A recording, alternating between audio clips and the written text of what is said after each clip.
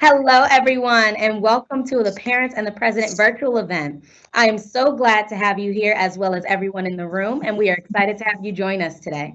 I am admissions counselor here at Frostburg State University, but I am not the reason that you guys came to this event today. So some of you were able to join in for our first event that was held in late February. That one was just with the president, the provost, and Dr. Artie Travis, the VP of Student Affairs that we have with us today. So thank you all for joining in that first event. But this second event in the series, we'll be able to cover athletics, financial aid, and answer the most important questions that you have surrounding student affairs and life on campus. So with this event, you do get access directly to campus leadership. So we hope that they will be able to answer your questions today. And you're asking, who do we hear from? So today we will have the opportunity to hear from the university president, Dr. Ronald Nowacek, followed by Dr. Artie Travis, the VP of Student Affairs. We will also have Troy Dell, the athletic director here at Frostburg State, and Angela Hovatter, the director of financial aid. So this group of people will definitely engage you in a conversation, be able to answer some of those questions. Before we begin, I just want to get into the little expectations surrounding this event. So we do ask everyone to keep their microphones muted just to limit the distractions. And you might notice that up in the top right corner of your screen, you should have a Q&A button. That's where we want you to submit these questions. So as we go on today, if you have any questions right now, feel free to populate that Q&A starting now. And you can go ahead and we will answer those questions at the end with a Q&A session that will be moderated by our Director of Admissions here, Natalie Wagner. So the last expectation that I have is for you guys to get ready for Fall 21 with virtual events, on-campus tours, and everything else going on. We just want you to know that there's a lot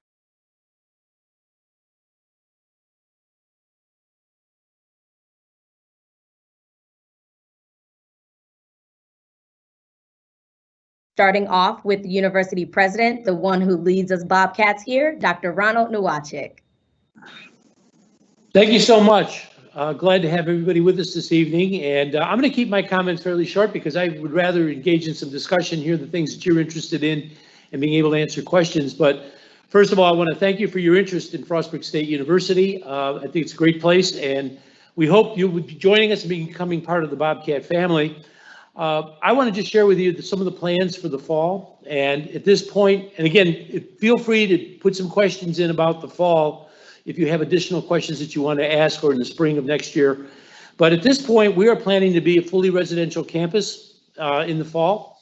And we will be having residence halls open. We are working on single and double room opportunities in the residence halls. And Dr. Travis may speak a little bit more about that, or we'll be glad to answer questions you may have. What's most important, and I want to share with you, is that we realize that your child has been away from the typical type of education we've expected in schools. I have a 14-year-old who's been studying at home but also going to school, but we know it's been tough, this environment that we've been living in. So we're taking that into consideration for the next year. We know that the transition from high school to college can be tough anyway, but given the circumstances we've had previously, we want to make that transition as smooth as possible. So one of the things we will be doing is beefing up our student support services, including tutoring for students next year. We'll be looking at having peer mentors, that is other students who have been successful, juniors and seniors, that can work with first-year students to help them adjust as they're getting back to the routine of studying in the classroom and doing college work. So please take it clearly from me that we are interested in making sure your student succeeds. We're going to be providing the kind of residence experience that we can to help the students coming forward to have that college experience, which we know is so important. The other thing we're doing is we're starting in May to have opportunities for students to come on campus with a parent to go ahead and register for their courses for this fall. We think it's very important for you to get a good head start on the fall semester, figuring out what courses you're going to be taking. Talk to you about possibility taking some classes in the summer if you want to, but helping the student begin to navigate where they're going to be in the fall. One thing I will share with you that I think is important, and I know this is oftentimes a question of parents, your son or daughter may not be sure what their major might be. That's okay. A lot of times students come in thinking they know what their major is going to be. The national data says that about 50% of students change their majors. One of the things you'll know, working with us at Frostburg State University, is that not only will they have an academic advisor, but they will also have a university advisor who will work with them to answer some of the questions they may have if they're unsure about the classes they're taking, they're unsure about their pathways. Career Services is here to work with the students. So it's what we call wraparound services. It's just not getting the student registered and saying, here's your room, here are your classes. They'll get to know their teachers. They'll also get to have support staff to help them navigate, especially that first semester, which is so critical. Questions I have gotten from people have been questions like, well, will we need to be wearing masks? Likely that will be the case. We don't know. We're obviously, it's a very changing world day by day.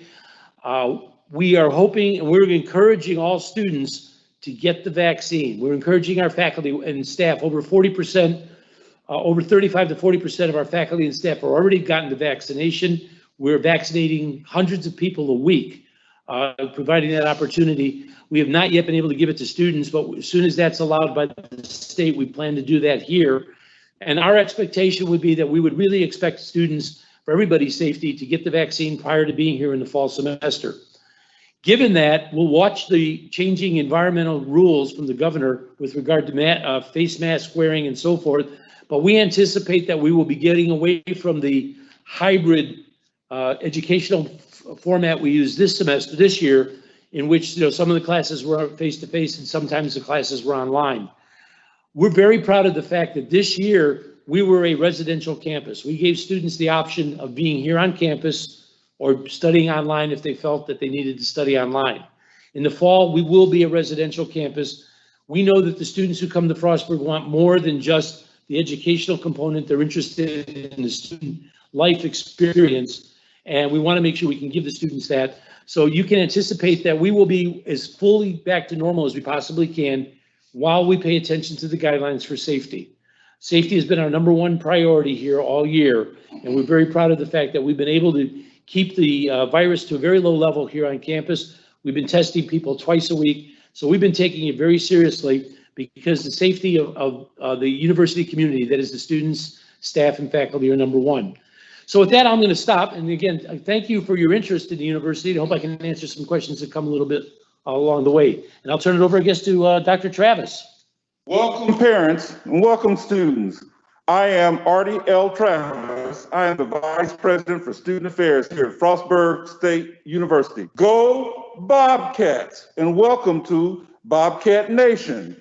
Welcome to Frostburg University. We are one university, but we have a world of experiences. I bring you greetings on behalf of the Student Affairs Division at FSU and all of our Bobcats. You are coming to Frostburg State University at a great time. Since Frostburg State University was founded, it has become a destination for local, regional, and international students to give more people access to high quality education. As you look at Frostburg State University and its history, you will see that we have graduates that have started businesses. We have had graduates that have gone into space. We have graduates that have written plays that are on Broadway. We have teachers from Frostburg State University that are in the classroom. And we have civic and political leaders from Frostburg State University. The mission of Frostburg State University is to educate our young people. As I've said before, Frostburg State is up here in the mountains and it's beautiful up here. But one thing you may or not know, if you ever get a tour from the president, you will know that we have coal mines underneath the ground somewhere. And you know what I have found since I've been at Frostburg State University is that coal that's in the ground comes out, and you and your students will become like that, and you will become all pressurized from the faculty, from the sports, from everything else, and your children will turn into diamonds here at Frostburg State University. That mission lives on, and it's stronger today than ever. At Frostburg State, we are proud of the things that make us special. Our faculty, our location, our winning traditions, our staff, our alums, most importantly, our students, and more importantly, our prospective students. That's you that's coming to Frostburg State University. You are joining a society of scholars, a place where legacies will begin.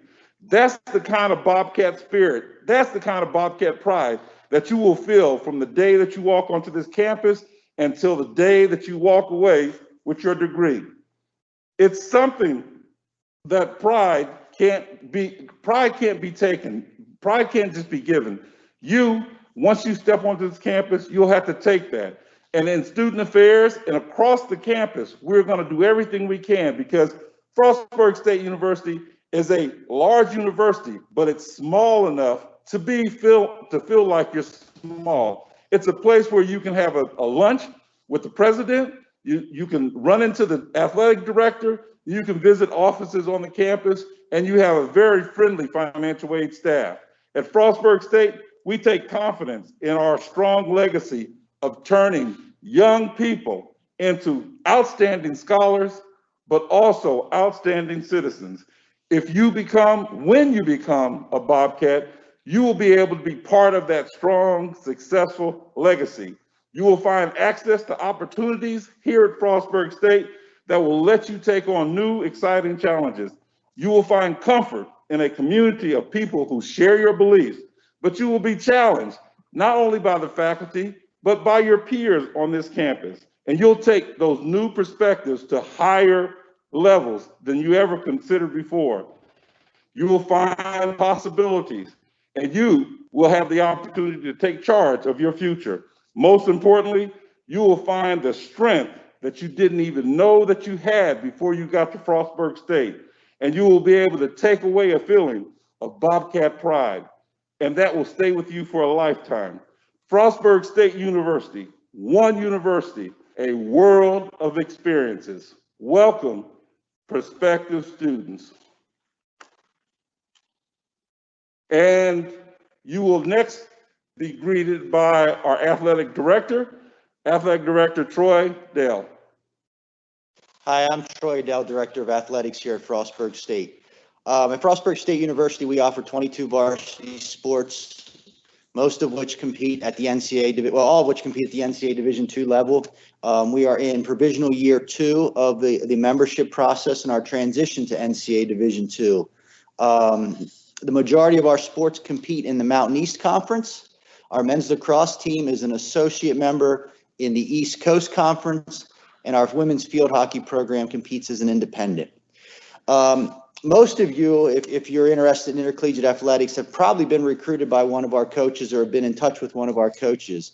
If you have not and you're interested in athletics, please check out our website at frostburgsports.com, where you can find each coach's email and connect with them in that way.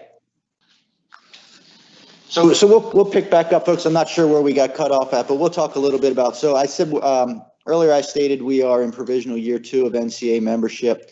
We are members of the Mountain East Conference, which is a 12-team conference in most of our sports. Our men's lacrosse team competes in the East Coast Conference, and our women's field hockey program competes as an independent. Those of you who have been recruited by coaches should expect to get some information from them in the coming weeks for physicals, sickle cell tests, EKGs, those types of medical things that need to be taken care of to be cleared for intercollegiate athletics. There's also several other forms for anywhere from media to other health-related type things that we need disclosed. And those will all come from your head coach, and they'll get you connected through our compliance software called ARMS. As you transition to campus as student athletes, almost everything we do will be communicated and worked through the ARMS compliance software. So you'll become very familiar with that. Nothing to be afraid of at this point. It's very navigable. You'll do it on your phone with an app and so on and so forth. I want to just let everyone know that we have been competing throughout this spring. All of our sports programs have been up and running, and all of them have either completed a season or are in the middle of their season. So we're very proud of the fact that we've been able to put in place protocols that exceed the NCAA's guidance, exceed the Mountain East guidance, and have been able to keep our programs up and running. With that, I think most of the information that you would need is on our website, frostburgsports.com. Feel free to contact the head coaches of the sport you're interested in if you are a potential walk-on to see what their opportunities might be for their sport as well. Go Bobcats. And now I'd like to introduce Miss Angie Hovatter, our Director of Financial Aid. Hi, everyone. Again, my name's Angie Hovatter. I'm the Director of Financial Aid, and I'm the money lady. So we're here to talk about money. So I think the first thing that we need to talk about is making sure that everybody understands that there's a form that everyone needs to fill out. It's called the free application for federal student aid. I know a number of you have filled those out because I've been sending out award notifications since November. But however, there are a lot of rumors out there that say, if you don't file the FAFSA form by March 1, you're missing out, you're doing this, you can always file the FAFSA form later. The one that you need is the 2021-2022 FAFSA. So if you have not done that already, please do. As I said, we've been sending out award notifications since November 8th, continuing once a week, and still continuing to send those out. We're sending them via email.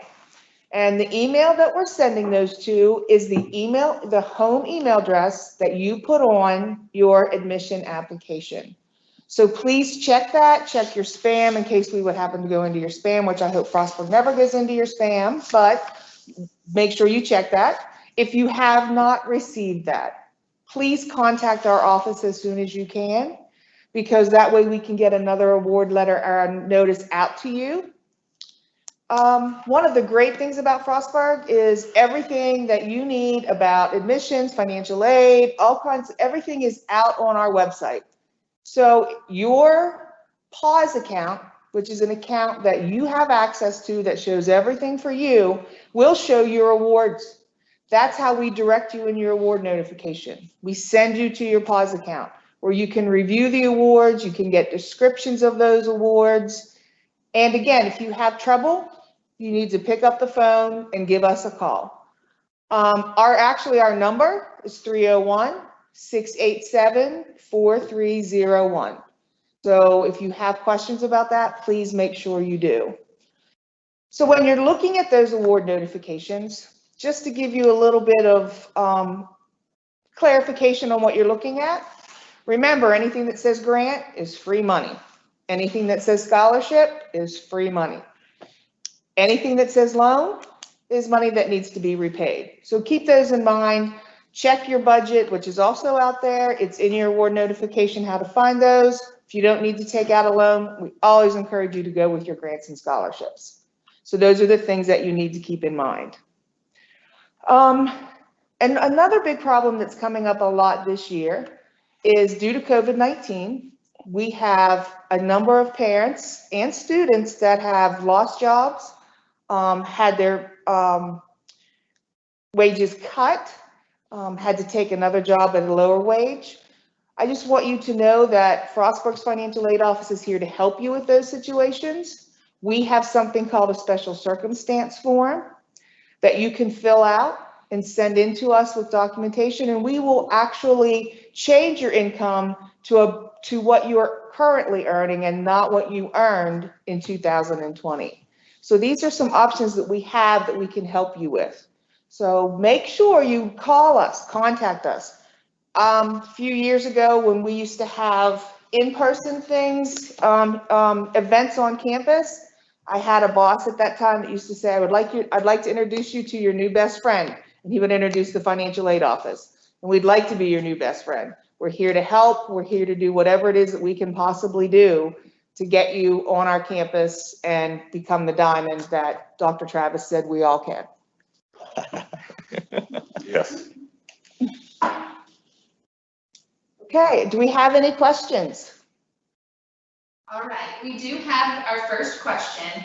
When does FSU announce which students are receiving scholarships through the general scholarship application? The scholarship deadline was March 1. It is currently being reviewed by the different departments here on campus for scholarships, and our institutional scholarship committee is currently reviewing those. We try to do our freshman scholarships and have those awarded first. Typically will be in the next week or two, so you'll be notified if you receive that scholarship from our FSU Foundation office. They will send you a letter. Thank you. And just as a reminder to those attending, please feel free to put any questions in the Q&A box. Our next question, we are actually getting it quite a bit. Parents want to know if their student will be required to get a COVID-19 vaccine. At this point, the answer is we do not know. The system is looking into it. We do know there are some vaccinations that are required to attend school. At this point, we do not know if they will be required. We certainly strongly encourage students to get them. If you get the vaccine, and it looks like college students will be eligible to get the vaccine starting in the next several weeks, it's the best safety process you can take. So that's where we are right now. We will have more information as it goes along. That's a question that's been raised at the university system, and we're looking into the alternatives there that may be before us. By the way, before I give up the microphone, I do want to mention, given that what Angie was talking about financial aid, one thing I'm very proud of, we were just announced this past week as being number 5 in the state of Maryland in terms of best value colleges and universities. So we're up there with Johns Hopkins and College Park in that we're number 5 in the state. The way those best value comes up is I don't like using the word cheap, when we talk about universities and how much it costs to go. But the way the best value is determined, this is determined by an external organization that reviews all of the universities across the country. They look at basically 3 things. Number 1 is how much does it cost? How affordable is the institution? How likely is it that you will graduate? And thirdly, how much is it that the student is likely to make when they graduate? So it's based on how much it costs to go to school, how likely you will be to graduate, and then how much the average student makes when they graduate. Based on those statistics, Frostburg State University, among all the public institutions and private institutions in Maryland, is number 5. So certainly, and we are the smallest of those top 5 as an institution for you to choose. So we're very proud of that, getting that best value ranking. That's my commercial. Thank you. Next, we have a 2-part question, and I'll take the first part of it. So we have a parent asking about the Bachelor's of Science in Nursing and any required courses in the first semester for fall 21 that would be required for students to take at Allegheny College of Medicine. Typically speaking, students are taking general education courses in their first semester and would not be required to attend Allegheny College in their first semester. But to follow up, should we have students that will be taking classes both at Frostburg and a Frostburg student, but attending a class at Allegheny College, what are the transportation options for students without cars? Okay, I'm going to give you 2 answers to that. One is we do have transportation to help students get there. More importantly, we are finishing a new building that's just off to the side here, a new education and health sciences building. We are putting in for a 4-year nursing program here on campus. So we will not be doing the working relationship we had with ACM. That is, when you come to Frostburg, you'll be coming in next year as a pre-nursing student. The following year, we hope to have in place a 4-year nursing program like we do online, but a in-person BSN here on campus. So you will not be going to ACM to complete your BSN courses. The nursing courses you would take will no longer be at ACM, but be here at Frostburg State University.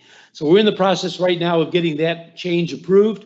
We're very confident we'll be there. So I'm telling the students who are coming in as pre-nursing students now, your education will be here on campus, and it will be in the new building, which will be completed by the fall of 2022. As Natalie mentioned, the first year is a lot of general education and science classes that you'll be taking. So your first year is one that's just general that many other students will be taking. And then you'll be moving into your nursing classes when we have our new nursing building and be taking the classes there with the nursing faculty. Thank you. So the next question we have for Dr. Travis is, will first-year students be required to have a roommate in the fall? We've, this past fall, of course, we had all singles. This fall, we're given the option of either singles or doubles.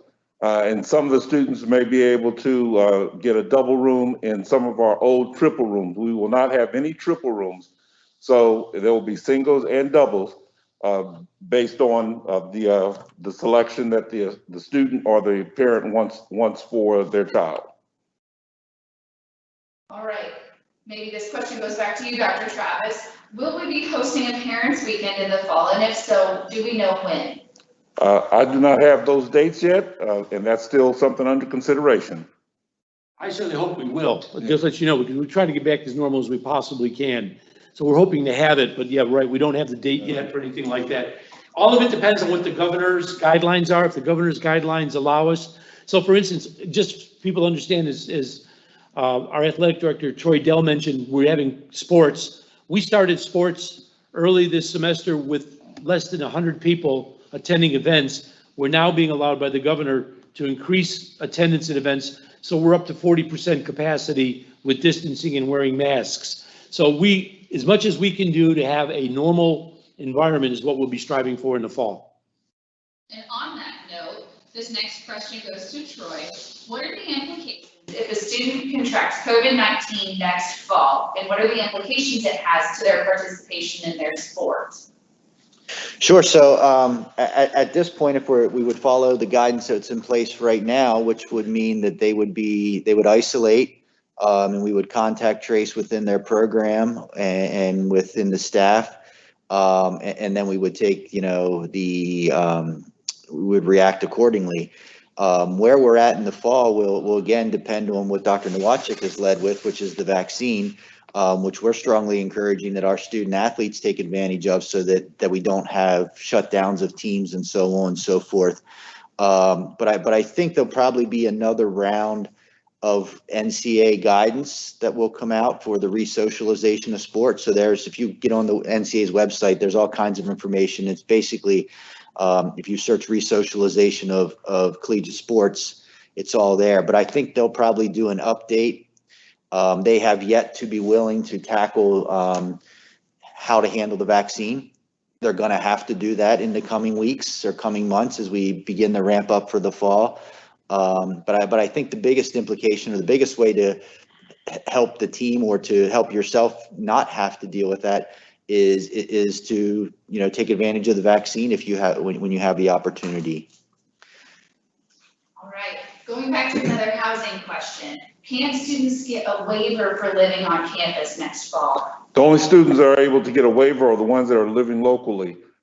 All the other students, freshmen and sophomores, have a live-on requirement. So the next question we have is about jobs on campus. What job opportunities are available to students on campus, or are students working off campus primarily? We have students working both on and off campus. There are opportunities to work off campus. A number of students, I know our STA president works at a restaurant off campus. So a lot of the students do work in the local community, but there are a number of opportunities on campus. And Angie, do you want to talk about work study? We have federal work study here at Frostburg. The majority of our students work during the day in between classes, and they work in offices. We do not require, do not put students in the positions. We let students decide where they would like to work. So for example, if you are an athlete and would like to work for your coach, or if you are an education major and would like to work for a professor, we allow those kinds of things so that you get the most out of your jobs. Those are the federal work study. We also have something that we call state work study, where each office would hire you based on their needs in their office, and you actually do not even have to fill out a FAFSA form to do state work study on campus. It is money that we have, each office has in their budget to hire students. So there are a number of opportunities for you to work on campus. And now let me add something for parents, just for they know. In terms of the national research, it is interesting because people think that students shouldn't work and should concentrate on their studies. The national data actually shows students who are working part-time do the best in school. If you're working somewhere between 8 to 10 to 20 hours, no more than 20 hours, but somewhere in that 8 to 12 hour type of thing, those students tend to do the best in class. And it's attributed to the fact that they have to do time management skills, much like Troy sees with athletes that are juggling a lot of things. One of the things that's really important that we have to teach students in their first year is time management skills and the ability to be on time, to decide what they're going to do, when they're going to do it, and to plot out the time that they have during the day. So what we found is that having students work, and this again nationally, if you're looking at any school, students that are working tend to do, as long as they're working part-time and they're not interfering with the hours when they should be in class, it's actually to their advantage to do some work. They tend to do better than the students who are not working at all. And certainly I do not recommend students working more than 20 hours and trying to maintain a full schedule, especially as a first-year student. That can be really tough. All right. This next question we actually got in our last session as well, but it is about athletics. What opportunities are available for incoming student athletes to move on campus early in the summer and start participating with their team? So the only early opportunity is really the return for preseason for fall student athletes. So those individuals will be contacted by their coaches and given the date that we'll do move-in and so on and so forth, and when they can start practice. So those are the only ones who are really moving on campus early would be those individuals. And that's typically, you know, for football, it's typically the second week of August. Other sports, it's usually the third week of August, somewhere around the 17th, 18th. And that's really to get them back on campus and go through the acclimatization process that it takes to get up and ready to play by early September, end of August. And I'm correct, Troy, that that's somewhat dictated by the MEC, by the Mountain East Conference, as well as the NCAA. That is, there are start dates. Sure. So the NCAA has defined start dates, and you count back, and you get a certain number of opportunities that you're limited to. So we can't go outside of those opportunities. And as it's progressed over the years, the acclimatization is really how they refer to it, and it's gotten stricter and stricter as they, you know, identify more heat-related type issues, sickle cell types of things, rhabdomyolysis, and all those types of things that are exercise-induced. The care of student athletes has gotten better and better as we've learned more and more about sports science. Okay, going back to financial aid, I have a parent who says that their student has been accepted for a while, but they haven't seen an email or anything about their financial aid offer. What should they do? First thing is to give us a call so that we can check to make sure that everything is for the FAFSA form. We may have sent the email to you. It may have gotten lost. However, we just want to make sure we get it to you. If we need to send it to a different email, whatever it is that you may need, just make sure you call us. That's the best thing you can do when it comes to financial aid, because everyone is an individual, everyone is different. So give us a call so that we can help you and get you through whatever it is that you need. And that number is? 301-687-4301. Call in the morning. She'll be ready to answer your question. What time do you open? 8 a.m. One other question about financial aid. Somebody saw subsidized and unsubsidized loans on their financial aid offer. What is the difference between the two? A subsidized loan is a loan where the government is paying the interest for your son or daughter while they are attending school. As long as they're 6 hours in school, the interest is not accruing, and that is great. Once they drop below 6 hours or drop out, the interest will begin. Unfortunately, with an unsubsidized loan is accruing interest the entire time your son or daughter are enrolled in school. It begins with the first disbursement and will continue through repayment. All right, our next question. When will auditions for jazz band or for kids interested in the school band be held? Don't know the answer to that one.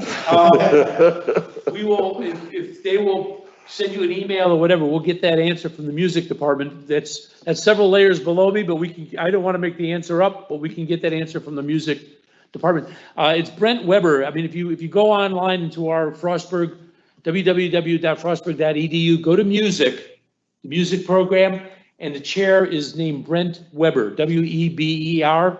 And if you send him an email, he's the person that can answer that question for you. Or send it to president@frostburg.edu. We'll get the message back to you. All right. When are tryouts for tennis? So I would contact the head tennis coach and determine whether and see if he has walk-on opportunities. And if he does, then he can tell you when he's going to hold those tryouts. Each coach does it a little bit different. Tennis is a little bit different in its own right because it's a split season. So they play in the fall and the spring with their season. So they tend to start at a little bit different times. So the best thing to do is to go on frostburgsports.com and look up Jeff Splinter, who is the head men's and women's tennis coach, and Coach Splinter will be able to answer those questions for you. And for those unfamiliar with a walk-on, can you explain what a walk-on is? Sure. So, in today's athletic world, most of our coaches are out and evaluating student athletes in their, whether it be sophomore, junior, senior year, and then actively engaging with those students to entice them to come to Frostburg State University. A walk-on is typically someone who maybe who we haven't had contact with, who has chosen Frostburg State for maybe other reasons outside of athletics and just would also like to continue their athletic career. So the walk-on opportunity exists on most of our teams. If you just get in touch with the coach and you find out what their processes are for doing that, they can let you know. Next question is, are interviews needed for the work study or state student employment jobs? That would be up to the employer. So that's up to the individual office. Some will ask you to come in and speak with them. They have certain criteria they may be looking for, but again, that's up to the individual offices.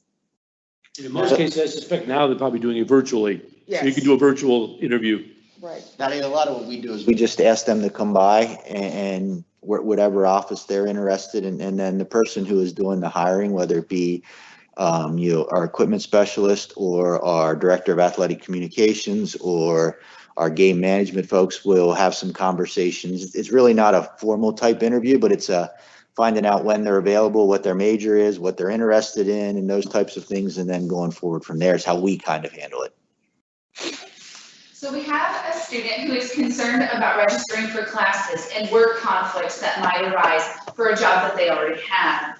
New student registration doesn't start until a few weeks, well, May 1st. So what happens when any classes that are filled that they may need for their first semester schedule are filled, and are there other courses available for them to take where there wouldn't be such a huge conflict their first semester? The answer is yes, and what I would strongly suggest is try to register for one of the first early May registrations. The good news is that the courses that you will be registering for are mostly for first-year students, so there will be seats available. And one of the things the university does do, a number of departments tries to keep sections open and releasing seats so that we fill across the board, so that the popular times are not all filled by the first 100 students, but that students across the board have the opportunity to take classes. Our faculty will work with you to adjust your schedule to fit your work schedule. So if you do have a work schedule that keeps you, for instance, you have a job and say, I cannot go to class on a Friday, they'll work with you to get a Monday, Wednesday schedule, Tuesday, Thursday, whatever it might be. Or if you can't work early in the morning or late in the afternoon, they can work with you and accommodate you for that. But my biggest suggestion, and what we typically find in most institutions, students that come early and do the early registration periods are the ones that get the best schedules, get the ones they want with the classes they want, instructors they want. So it's what I call the eager beavers, is the ones that come early. So I would suggest that you sign up. If you're interested in that or worried about it, sign up for one of those May registration periods and be among the first freshmen to get into the schedule. Can I add something to that also? I think the president also, one of his latest directives has been to look at our advising process.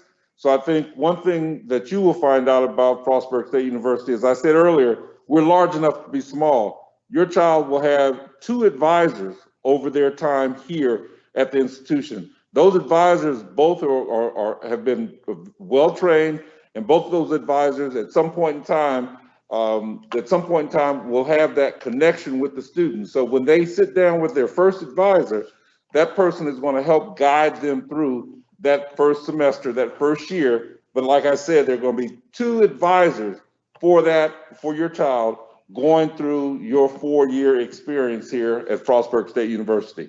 And one thing I'll also add is that we have what's called Orientation Higher Education. It's called ORI. It's a 1-credit class.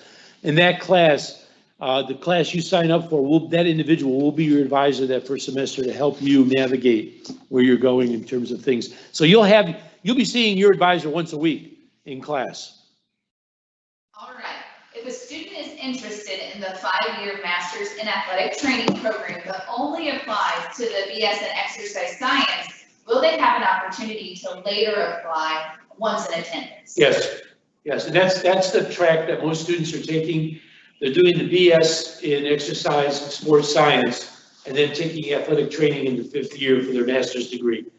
The reason for that change, many of you may or may not know, athletic training, the organization that certifies athletic training and athletic trainers is now requiring a master's degree. It used to be a bachelor's degree. They've now switched to a master's. So the pathway for our students is Exercise and Sports Science. It's not the only pathway, but it's the recommended one, and then you can move into athletic training. The reason for it also is some students start out thinking they want to be athletic trainers, get in Exercise and Sports Science and say, well, maybe I don't want to be an athletic trainer. We've had one student a couple years ago that started his own fitness company, his own fitness outfit, and he got that out of Exercise and Sports Science. So there's other opportunities as well. And as a follow-up to that program, do students in the athletic training program support our own athletic programs? Yes, so they do their hours that are required under the supervision of our athletic trainers. So they will be at the fields. They will be helping get students ready. That program is integrated into what goes on in our athletic training clinic. Next question about billing. Will students need to pay tuition in full before they can register for classes? Actually, no. Our bills are generated usually July, right after the 4th of July weekend, or they are calculated at that time once everybody's registered, and they usually are not due till August 8th. If you have financial aid that covers that, then the student is fine. They have to file a deferment form, which is done online. They take care of that and everything's good. So no, it is not due until August 8th, 10th. I'm not sure this year, but it's going to be somewhere around there. The next question I'll take, how do you sign up for May 1st registration? Can you register on campus on May 1st, and can both parents attend with you? So to register for the May 1st session, your student will receive a personal invitation once they've completed their placement testing. We have a page that you can go to. If you search Welcome Session on frostburg.edu, it will take you to our new student orientation page that has the checklist where the links to placement testing, which is done all online, are there. Once that placement testing is done, our admissions office will send out that personal invitation to pick the date. So the sooner that placement testing can be done, the better. Also, as far as attendance for the day of the actual orientation welcome session, right now, students are going to be limited to bringing one parent with them. Because of COVID restrictions, social distancing, and capacity, we want to make sure we ensure the health and safety of everybody in attendance. The best way we can do that right now is by doing a one-to-one. So for every student, one parent is able to attend. All right, next question. For the freshmen to live on campus, will payment for living quarters need to be paid for the year or each semester? It's done by semester. Your bill is always done by semester. You have a fall semester bill and you'll have a spring semester bill. So it is only by semester. And then when can students pick who they want to live with? The applications, once they get admitted to university, they'll be getting applications from the Department of Res Life, and in that process, they'll be able to select and pick their roommates if that's a preference for them.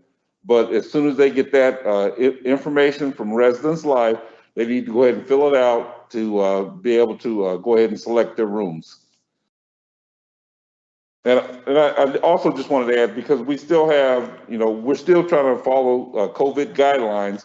So one of the things that will happen, just like we did this year, we had an extended time for move-in. So we're still trying to wait to figure out what we're going to do for move-in. That move-in period might be a week, a week and a half, or it might be, normally it's a 3-day period.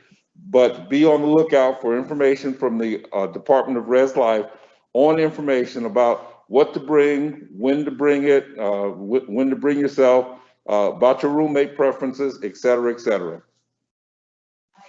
Next question is about an international student. When should they look to pay their fees? I think those are due.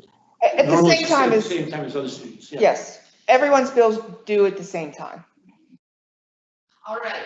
Do we accept the GI Bill, and how does it work with the award letter? Will they see it on there? Actually, no, you will not see the GI Bill on your award letter. This goes through, we actually have a veterans office here on campus, and it's ran by Miss Danielle Dabrowski. She is very good. She will certify for your GI Bill. She will take care of all the paperwork for you. And then she will notify our billing office as to the amount of money that's going to be put onto your bill. And then it is sent directly from the VA to our billing office to cover your bill. And let me just add something just about the greatness of Frostburg State University. The veterans program here at Frostburg State University for the 10th year in a row received the military friendly designation for the 10th year in a row. Thank you, Dr. Travis. All right, the other question, the last question we have as of right now, so, attendees, please submit any remaining questions. We're beginning to wrap up here. But are there opportunities for students to meet each other or get to know each other virtually before classes start in the fall? So I would tell you that I would expect that coaches will start to connect teams throughout the summer. I know they did a lot of that this past year. There may be a little bit less of it as we see restrictions start to lessen, but I think almost everything we did June through, middle of August was virtually with either existing students, returning students, and then trying to figure out, most of our coaches were trying to integrate the incoming first year class. We hired a couple new head coaches last spring, April, May, and they spent a lot of time doing one-on-one stuff with first year students and returning students to get to know them. So I would expect that athletic teams are going to start to connect in that way throughout the summer. The other thing I will mention is that the registration periods, the Bobcat days, are designed for that too, to give students the chance. Because when the students do come on campus for that one day for registration, we will separate at one point parents and the students and give the students a chance to interact with each other. We also have on social media a number of opportunities for classes to get together.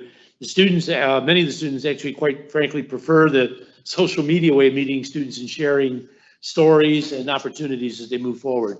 So there'll be opportunities, yes, to get to know the students before you come in. And we have many social media outlets. Frostburg Admissions is on Instagram, Facebook, YouTube, so you can always follow us there. We've got really fun frames right now for you to add to your profile once you've decided to attend, when you decide to attend Frostburg. So please look for that. But do any of the panelists have any last comments before we turn it over to Mia? I just want to say thank you for your interest in Frostburg State University. I know it's an important decision. We think this is a great place to be. It's ultimately up to you to say, is this the right school? And I'll tell you, one of the things I think Dr. Travis has hit on this a bit. One of the things I think we're most proud of, students do get engaged here right from first year. So one of the things we expect and we hope to see with the students is they're not just in class, but they're developing leadership skills by interacting and being parts of groups, whether it's athletics or other student groups, to get involved out of class as well, to help round them out entirely in terms of their experience. So give us a good look. We'd love to have you here. All right, thank you, Mia. Go ahead and take it away.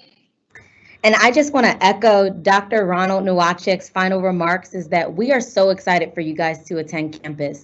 Remember that campus is open for any campus visits. So if you haven't been to see the beautiful landscape of campus, we invite you over. There are tons of events that you can choose from on many different days. We have about 4 on-campus tours running at least every week, and we have virtual tours as well. So please, there is no shortage of platforms that you can use to visit campus as well as travel to campus. Again, you can meet with your admissions counselor. So you just want to make sure that you're staying in contact with the Office of Admissions here.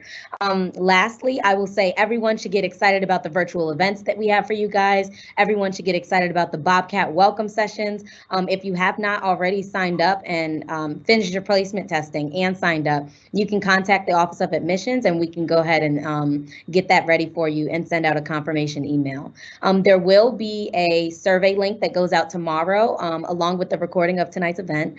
So if anyone missed any sessions, if you have any more questions, please feel free to ask them in response to that email. But if you just want to call us at 301-687-4201, that is the Office of Admissions number, and we are so excited to have you here and take your calls.